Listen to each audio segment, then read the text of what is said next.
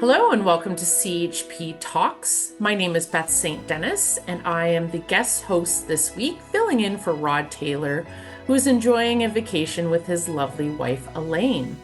Today, my guest is Maggie Hope Braun.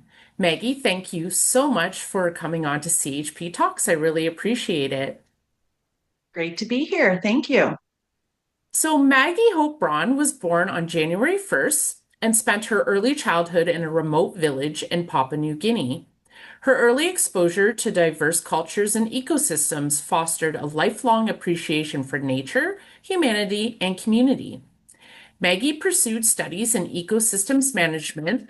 In 2011, she ran as a candidate for the Canadian Action Party in the federal election alongside Rod Taylor. Both platforms focused on issues of national sovereignty, monetary reform, and justice. In the years that followed, Maggie dedicated herself to raising and homeschooling her children, engaging in community projects, and serving on the boards of both the Canadian Action Party and the Terrace Community Gardens. During COVID-19, Maggie became actively involved in advocacy once again. She participated in the Freedom Convoy in Ottawa and was kidnapped from the front line. Her peaceful demonstration, where she knelt before the Canadian Bill of Rights and a Bible, was interrupted by police action, an experience she later testified about before the Public Order Emergency Commission. Her testimony highlighted concerns about government overreach and the erosion of democratic institutions. Since the Commission, Maggie has continued to engage with individuals and groups across Canada and internationally.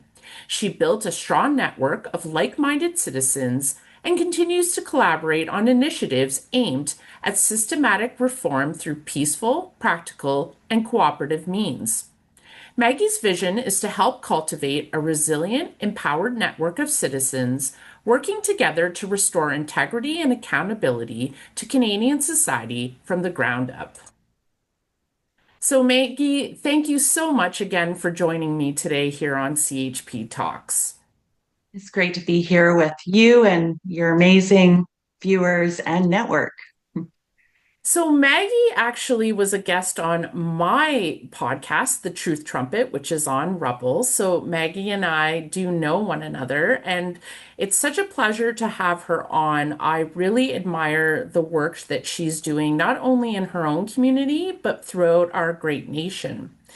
Maggie did appear on CHP Talks, I believe, a little over a year ago, and did go over her organization, KICLEI.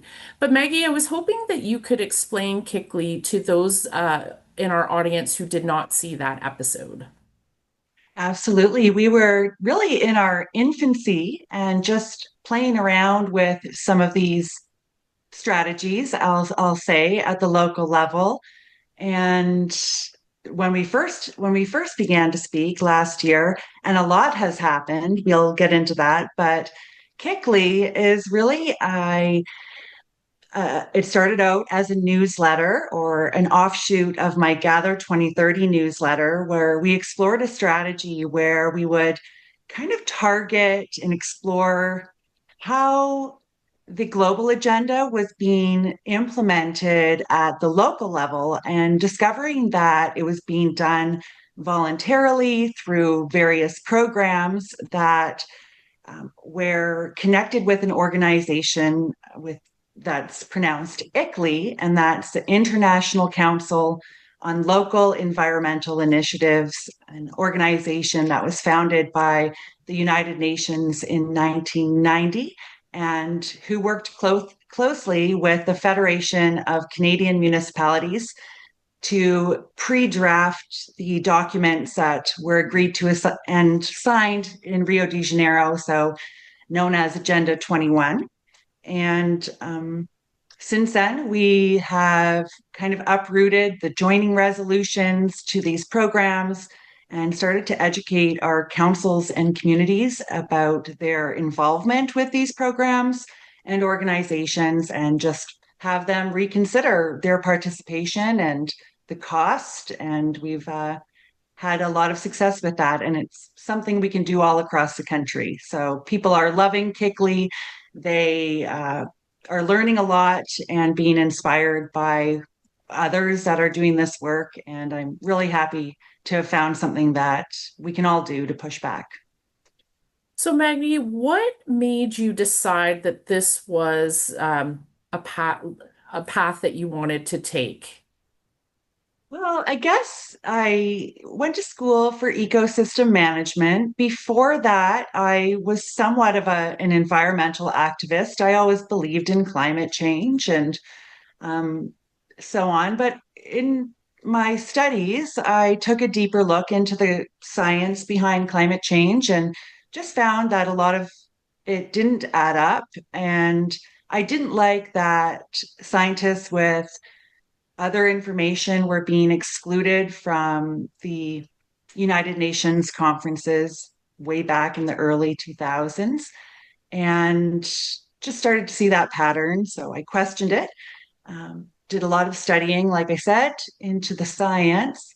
And then when I moved out to British Columbia, one of the first things I saw advertised in the paper was regarding public consultation into the official plan for the community, the 2050 vision.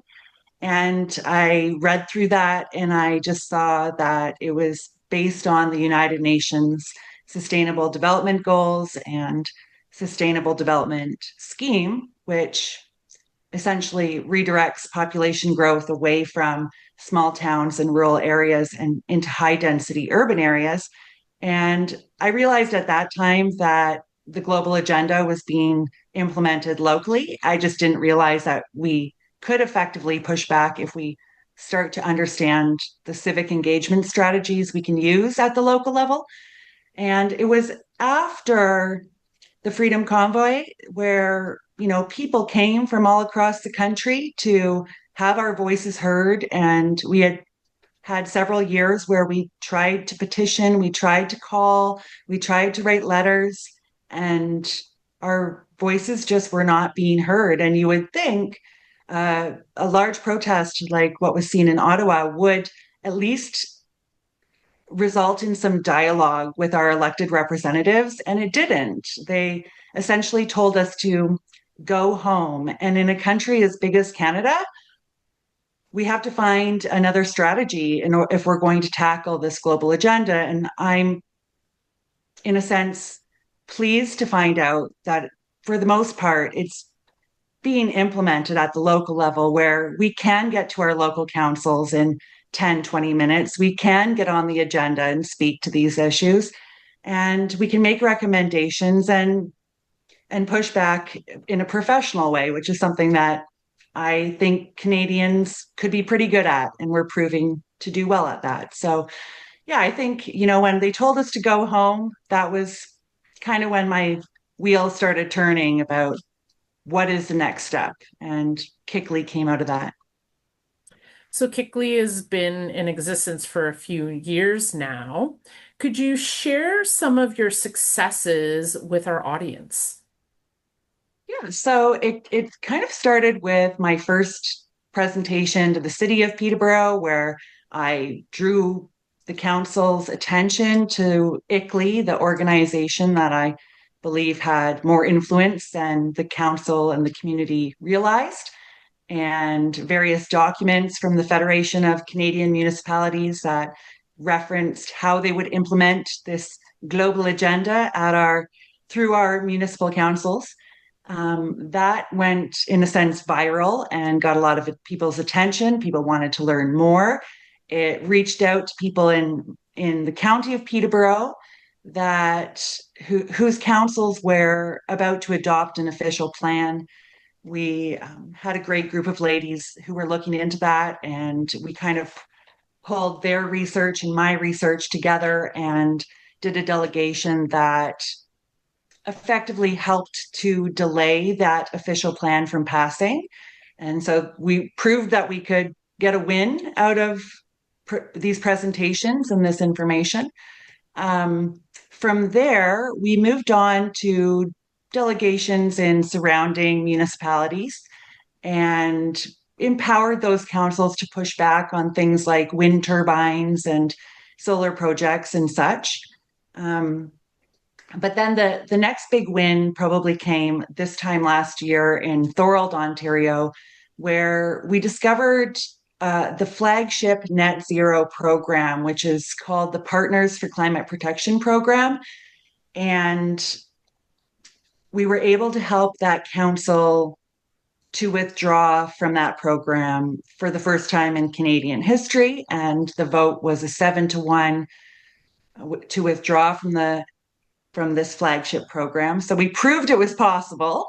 After that, I really dug into this program and started to research it, its cost, its joining resolution, its claims, supporting rationale, and started really writing reports and information that we need to know, as well as our councils need to know, in order to disentangle ourselves from this net zero agenda. And I did a cost report and provided that to members before budget season last year. They did delegations in various areas, tested that strategy out.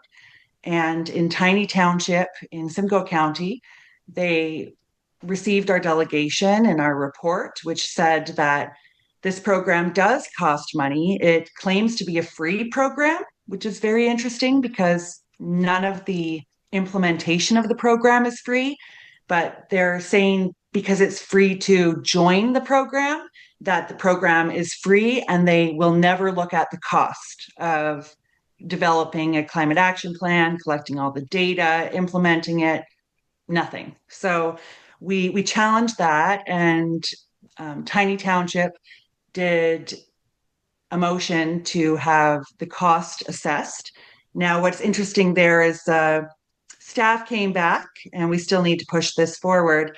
The staff came back with just the cost of FCM membership. So again, they just refused to look at the cost, and we have continued to challenge that. In Renfrew County, which is just next door to Peterborough and Ottawa, they were doing a similar program through a consultant, and they asked that consultant how their forests were factored in, because we all know that the trees absorb CO2, right? So when we're talking about these rural counties that are 60% farmland and forest and wetlands, they wanted to know in Renfrew County how they were factored into these programs. And we discovered there that the net zero programs in Canada don't take into account any of our pre-existing carbon sinks. So the 318 billion trees in Canada are not included in the emissions in sequestration. They don't even look at the sequestration unless it's a new tree that is being planted. So, a municipality that plants 100 trees is further ahead than a municipality that is 80% forest, which doesn't make sense. And so we're discovering a lot. Just recently in Lethbridge, Alberta, they had delegations, I'll say this time last year, from residents and members that are following the work.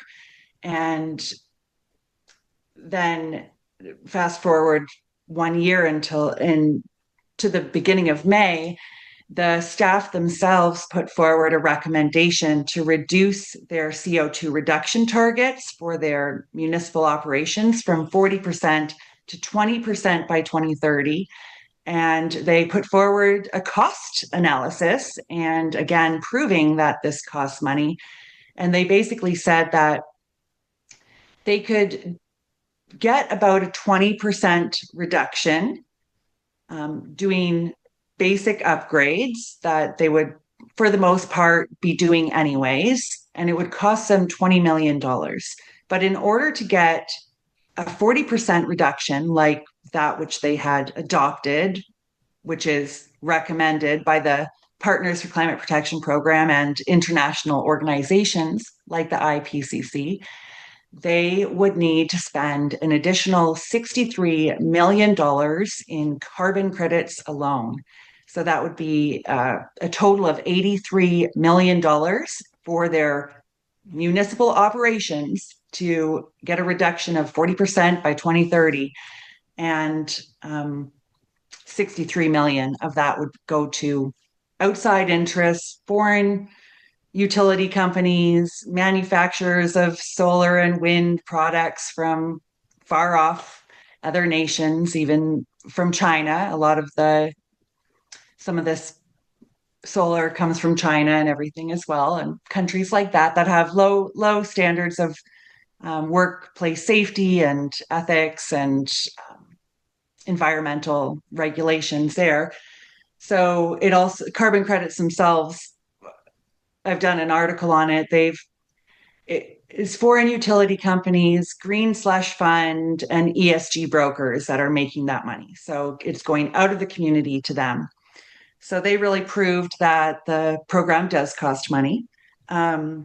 Recently, there was delegations in Cochrane, Alberta. Just two more examples. And when the delegation informed them that they had been a member of this program since 2004, the council was shocked because nobody on that council, at least nobody that spoke and admitted it, knew that they were a member of this program, knew why they were on the website. They had no idea what this program was, who ICLEI was, or why they were listed as members. So it's proved what I've found as I've spoken to counselors across the country, and that is the majority of them don't know that they're signed up for this program. They don't know who ICLEI is. And, these are real issues when it comes to governance and local autonomy. So we've been finding a lot and getting lots of different case studies and examples. And just last week, we did a presentation to Dufferin County in Ontario, a 10-minute presentation, a 7-page report ahead of time, and they did a notice of motion to review the program. So we have had a lot of things happening across the country with this. And those are just a few examples of what we've been up to this last year and some of our successes. That is incredible, especially the timeline being a year, to really expose what's going on behind the scenes. Now, were you shocked at the lack of information that the counselors had? Um, so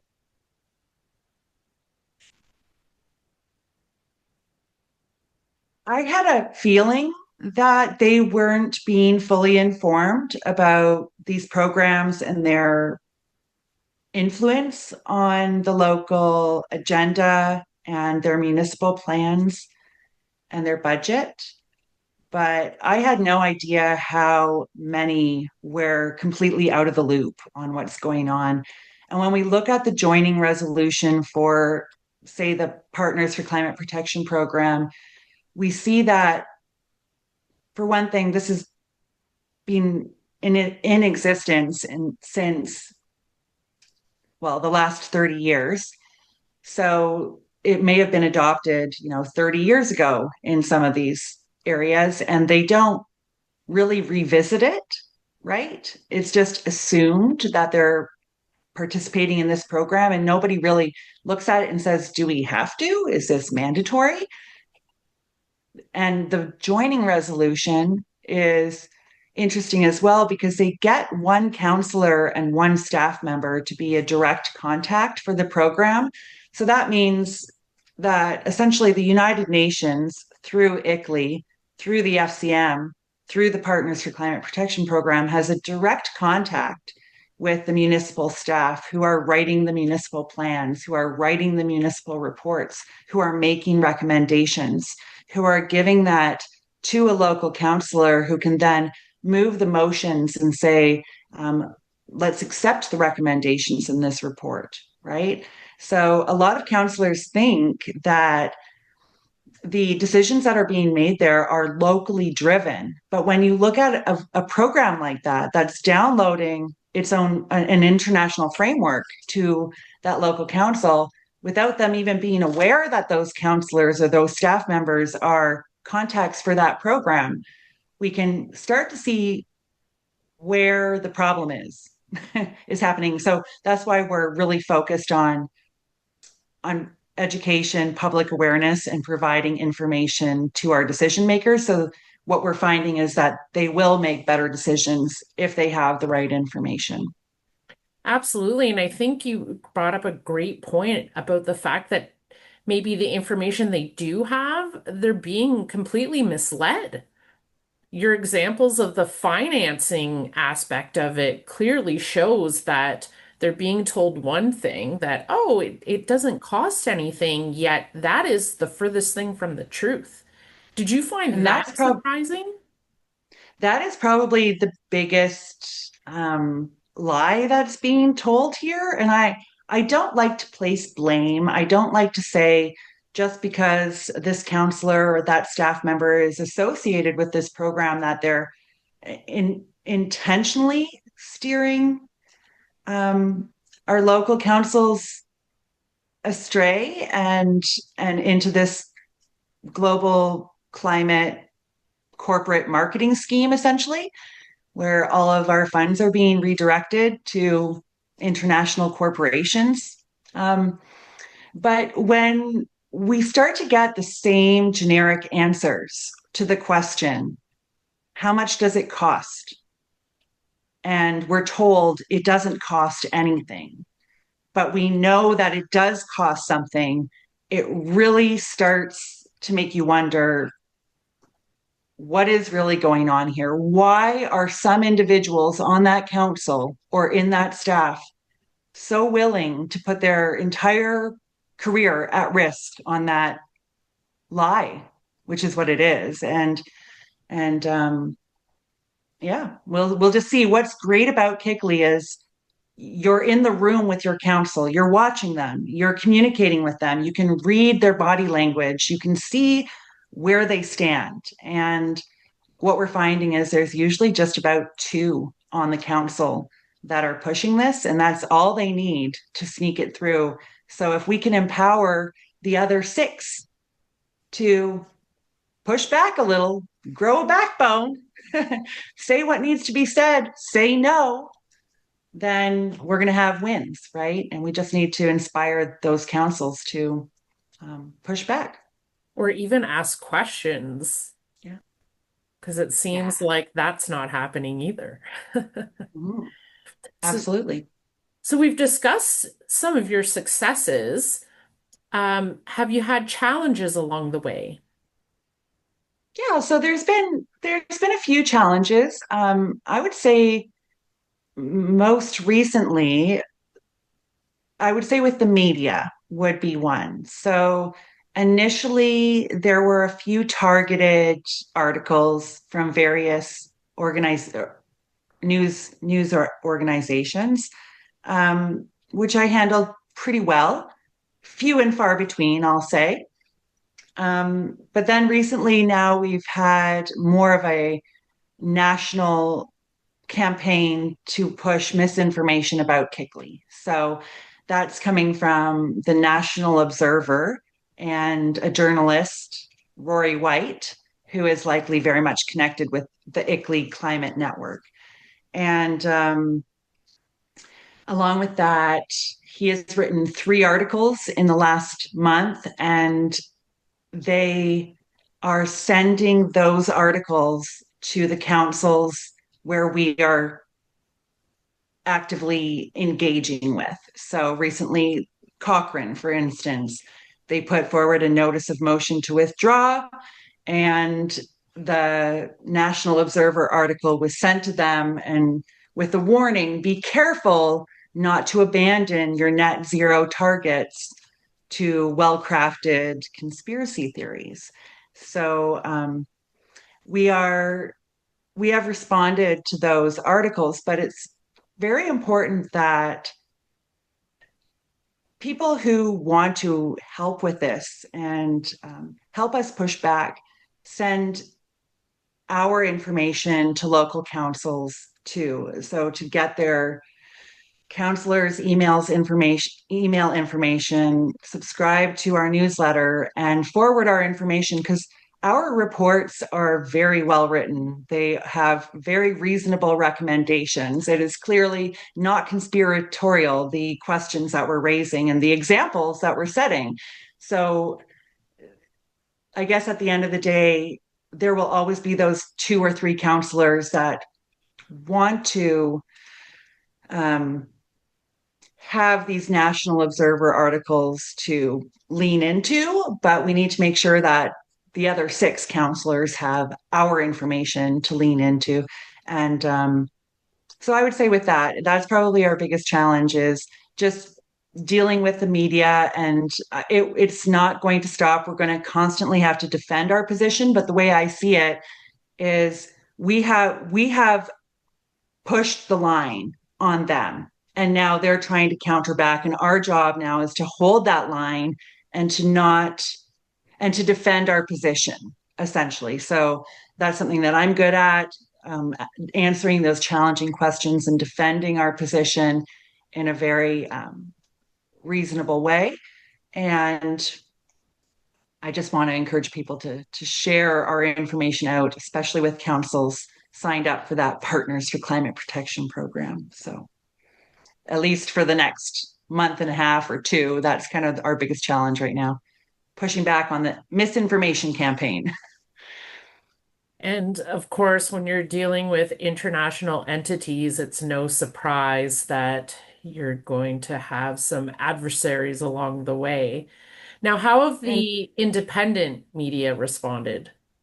well, they've been great. We had a great article with the Farmers Forum has done some great pieces. Some news outlets in the States have picked this up and done some amazing articles there.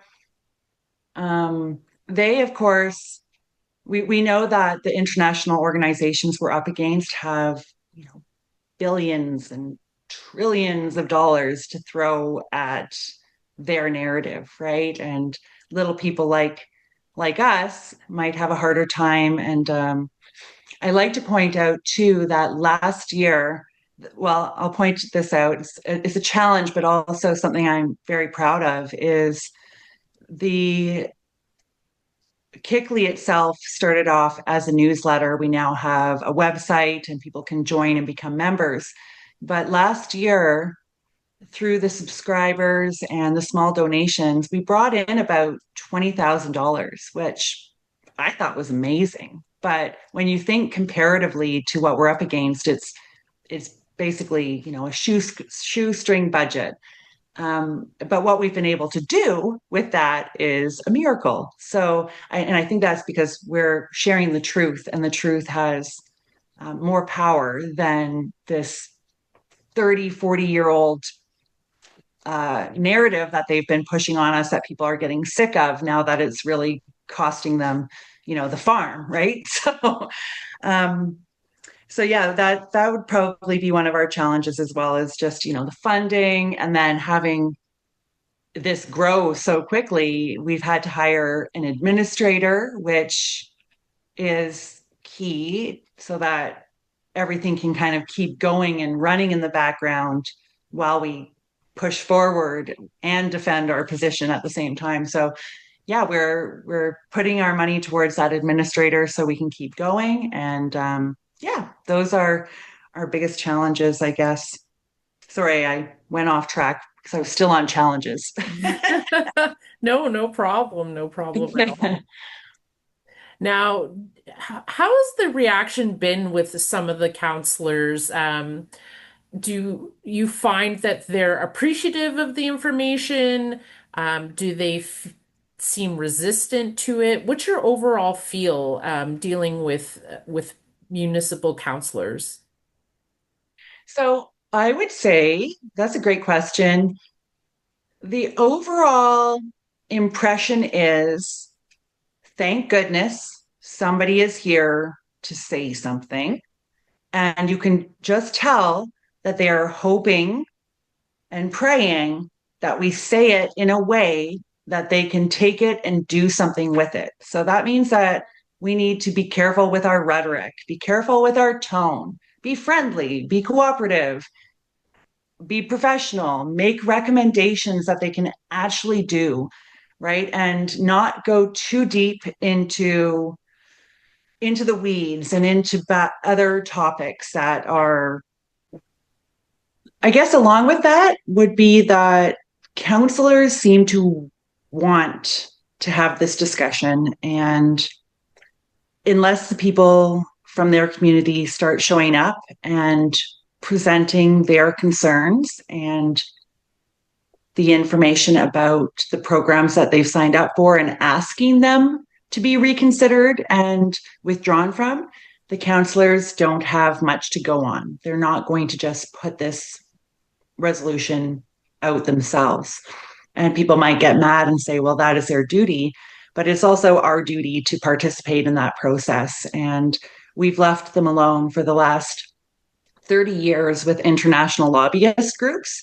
And it is no wonder Canada is in the place where it is now, because their international lobbyists are essentially filling the void of public input, right? So if the public hasn't been going to their council meeting for 30 years, hasn't been questioning these reports and making recommendations of themselves, maybe local environmental stewardship programs and so on, then this void will be filled with corporate marketing schemes like the Partners for Climate Protection program, who want to take our local money and redirect it outside our community. So I think that's an excellent point. I think that citizens have to be engaged in order for change to happen, and it's in every aspect of our lives. I think COVID really put a spotlight on the fact that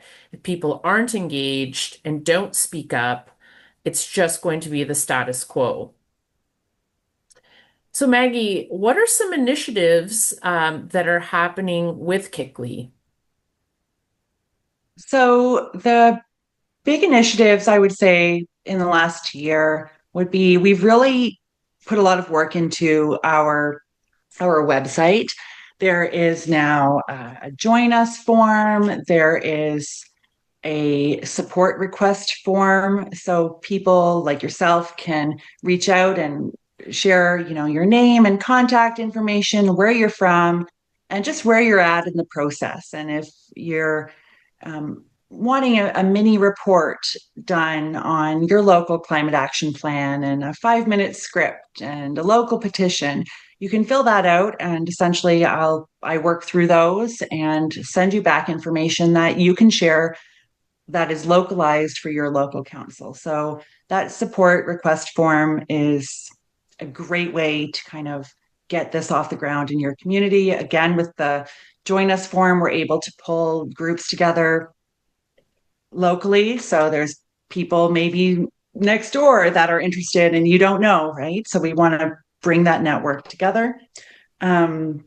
We've created a specialized chat GPT tool that is called the KICLEI support, and that's on the website as well. And that essentially helps with researching and drafting correspondence to your councils, information campaigns. It's basically just a chat GPT tool that removes the innate bias that's in ChatGPT. So we've kind of done some research, how is it biased? And then we've configured that chat to remove those biases, and then infused it with information about the history of ICLEI and the FCM and the Partners for Climate Protection program, and what our concerns are with those programs, and our tone and our level of diplomacy, so that all of our communications can essentially have a very similar feel and effectiveness. So we found what was effective, and we're just encouraging people to run their communications through that chat GPT and go for the win, because we want to win, and there's an effective way to communicate what we want with our council. So those are some new initiatives. And I will say people are concerned with AI. Actually, one of the National Observer's main narratives is that they're saying that KICLEI is an AI chatbot that is flooding municipal councils with misinformation. Um, so what I like to point out is that over 40% of working aged adults in the workforce in North America use some form of AI tool throughout their day, every day. So this isn't a fringe thing that's happening. This is very mainstream to use various tools, and it's essentially like using Grammarly or putting your communication through an editor before sending it out, right? Like we want to make sure that when we're communicating, our words will be read and understood, essentially. So um, we've also created a CO2 calculator.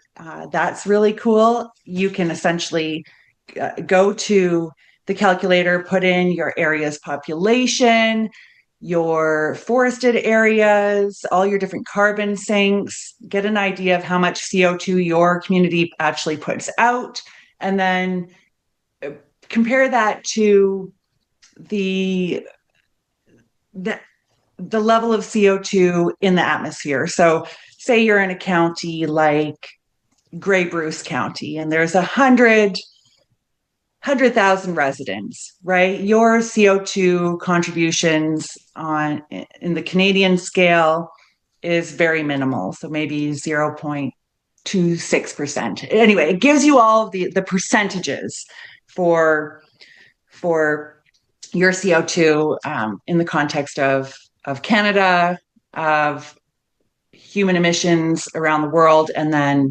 CO2 emissions just atmospherically. So if CO2 is already only 0.04% of the Earth's atmosphere, that means that a community with 100,000 people, their CO2 emissions is very small and insignificant. So when a municipal council then sees those numbers and is being asked to spend, I don't know, like Calgary, for instance, maybe that's not a great example, but Lethbridge, we'll go with Lethbridge, a regular Canadian city, right, is asked to spend even $60 million or $20 million even on a climate action plan.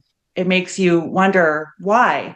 Because what we're reducing is so statistically insignificant, even if you added up all of Canada's communities, still insignificant. So, a recent report I did looked at it, and if all these communities, I think 522 are signed up for the Partners for Climate Protection program, say they all did 40% reduction by 2030 and net zero by 2050, they would essentially be spending $66 trillion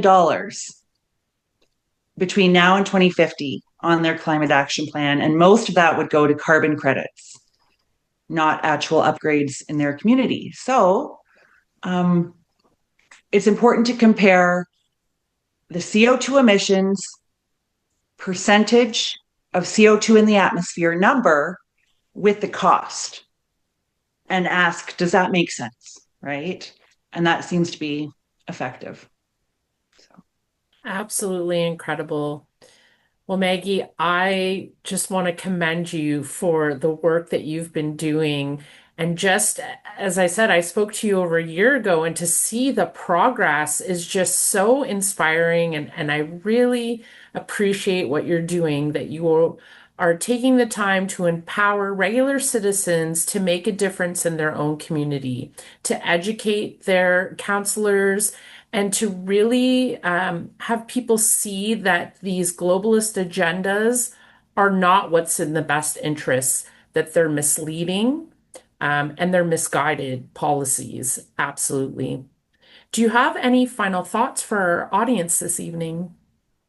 Oh, well, I think you just said it so well that this is really about empowering all all of us out there who know that something is wrong and know that we have to do something about it. So this is a big task, and not one person can do it, but if we all put our effort in, we're finding that the effort does return with wins and victories that we can point to across the country and use as examples as we continue to share this information with counselors across the country. So when I started this, I essentially knew that it would explode, and that I could only do so much. So I see my initial work and everything I do as essentially a catalyst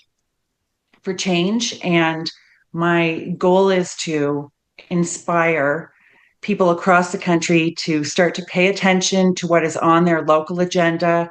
And when you see United Nations Sustainable Development Net Zero action item on there, just know that that is completely voluntary and that your council is under no obligation to do it. And you can go in there and start presenting this information and push back. And if we all do that together, we will potentially set an example for the rest of the world. If we can get Canada back on track, it will help everyone else.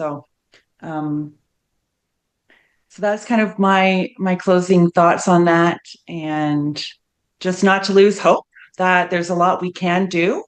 And if we are speaking the truth in love and according to the principles that we are taught are most effective when we're dealing with groups of people and conflict and so on, we can win. And I would say the reason why KICLEI is so effective is because it's based on our our code of conduct and basic principles that are rooted in good communication and kind of ancient principles that your viewers would be well familiar with.